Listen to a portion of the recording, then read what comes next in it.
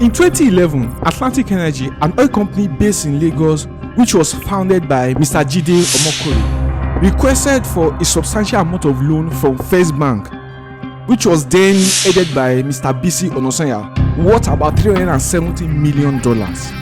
Now, Atlantic Energy then secured another loan from Sky Bank, which is now called Polaris Bank, worth about $120 million.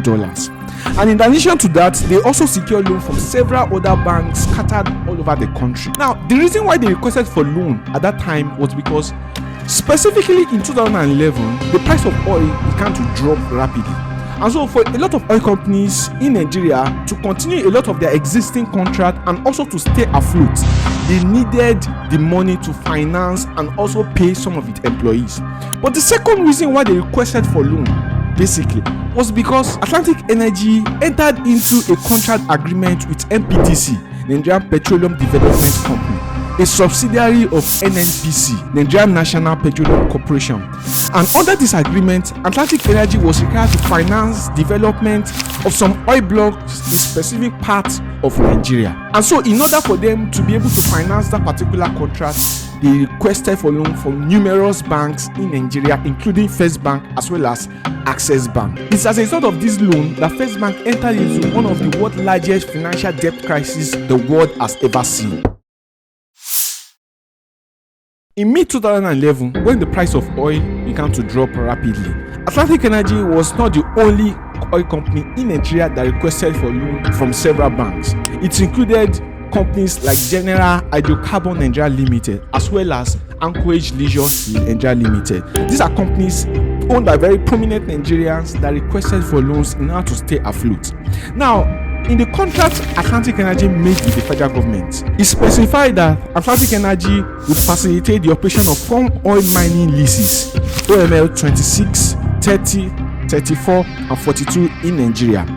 Now, Atlantic Energy was expected to finance 55% share of the production cost, totaling $1.4 billion in the first 4 years. In that agreement, it enables Atlantic Energy to recover its cost through allocation of crude oil and natural gas, and in return to Atlantic Energy, they were entitled to the share of the profits. Now, you see how it works is that most of the time the federal government enter into agreement with several oil companies in order to finance oil blocks projects across the country, in order to use their technical expertise as well as their equipment to develop oil blocks which they can partner and sell out and get a bit of profit from it as well. Now, as a result of this particular agreement Atlantic Energy had with NPDC, they sent this document to First Bank in order to make them know that they are not just requesting for any money, they are requesting money to finance a contract. And when First Bank saw this particular agreement they had with NPDC, they immediately approved the loan and it was granted to them. However, after the loan was granted to them, First Bank started facing trouble with Atlantic Energy and some other oil companies that had requested loan from them because they weren't paying back the interest of these loans, nor did they pay back the principal sum, and First Bank began to face some financial trouble even within its own self.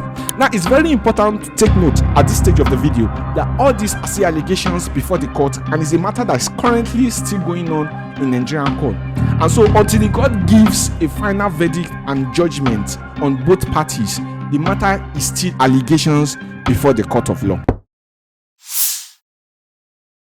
Now, you wonder how come Atlantic Energy failed to pay back the loan since they had an agreement with NPDC to finance 4 oil blocks in Nigeria. There were several corruption allegations that was connected even to the agreement they had with NPDC. In fact, it was stated that Atlantic Energy Oil Company, which was co-founded by Mr. Kola Aluko, reportedly did not have the technical expertise, equipment, as well as financial resources required to manage the oil blocks contract they went into, and yet NPDC gave them that contract. In fact, there were claims that Atlantic Energy did not go through an open or competitive bidding process to secure this lucrative contract, and because of lack of transparency, it brought suspicions that the agreements were awarded based on favoritism or insider dealings rather than merits or capabilities.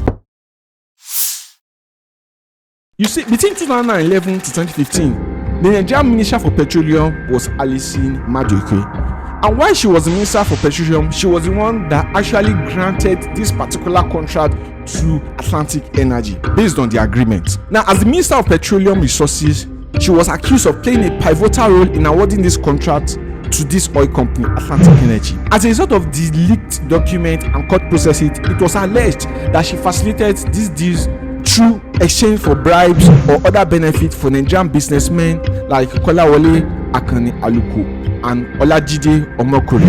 And in return, she used her ministerial influence to award lucrative oil contracts to their companies, which includes Atlantic Energy. According to US Department of Justice, it was discovered that the proceeds they recovered from her as a result of awarding these illegal deals to a lot of oil companies in Nigeria was worth about $100 million.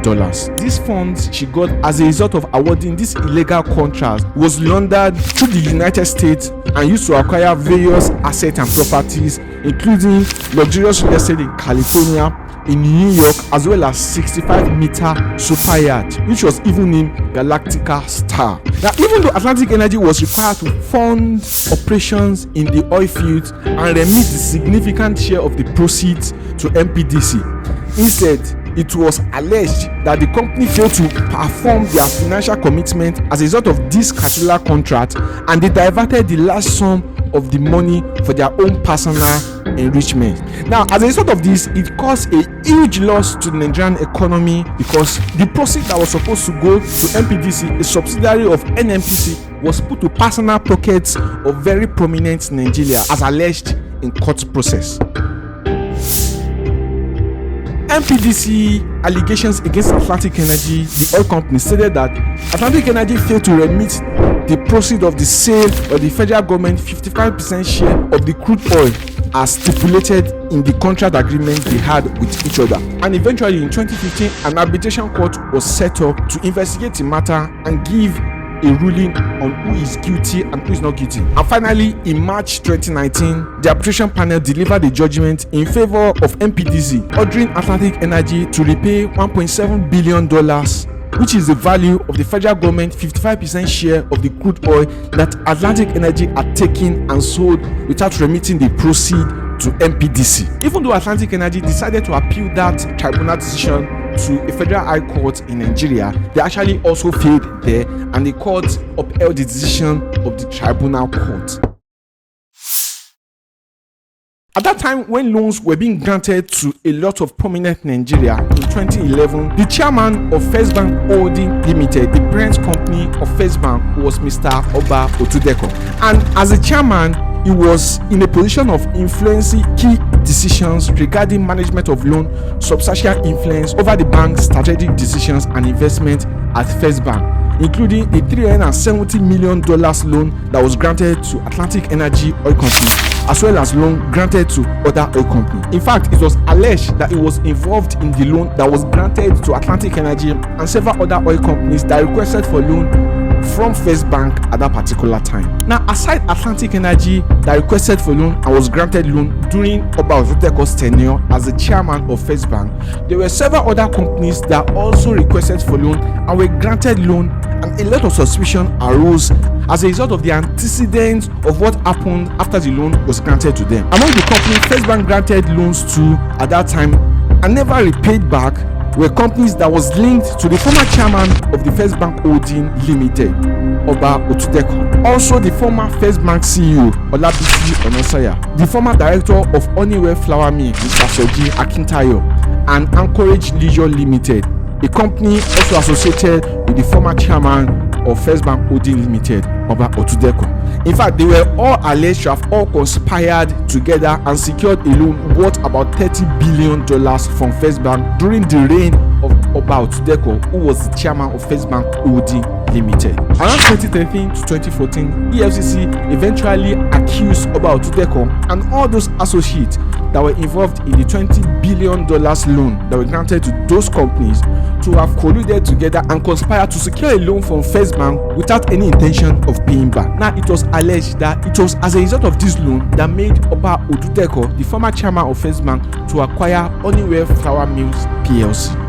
While Mr. Stephen Olabisi Onasanya, the former CEO of First Bank Limited, a subsidiary of First Bank Holding, used his role to ensure that the loans were processed despite irregularities, Mr. Soji Akintayo, the former director of Onwe Flour Mill, helped to make this loan happen by handling the paperwork and setting up how the money will be given out.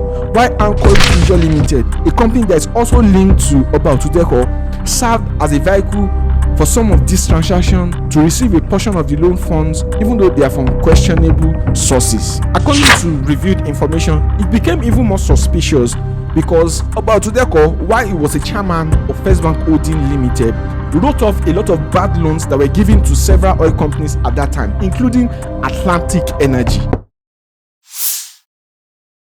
Among the companies that secured loan from First Bank and was alleged not to have paid back the money was General Hydrocarbons Limited, a Nigerian oil and gas company engaged in exploration, production and development of offshore oil wells owned by Mr. Nduka Obaigbena, which also operates as an oil mining license.